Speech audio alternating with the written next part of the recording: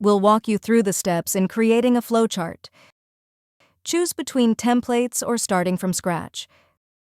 Pre-built templates offer a head start with expertly designed frameworks tailored to a variety of processes.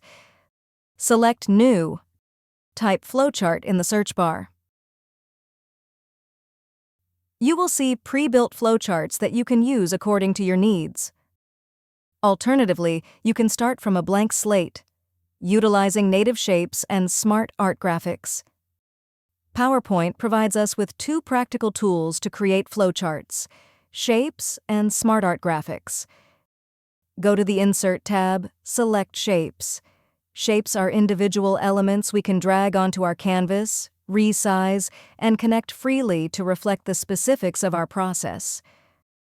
On the other hand, Smart Art Graphics offer a quick solution with pre-made flowchart templates. Click the Insert tab, then Smart Art.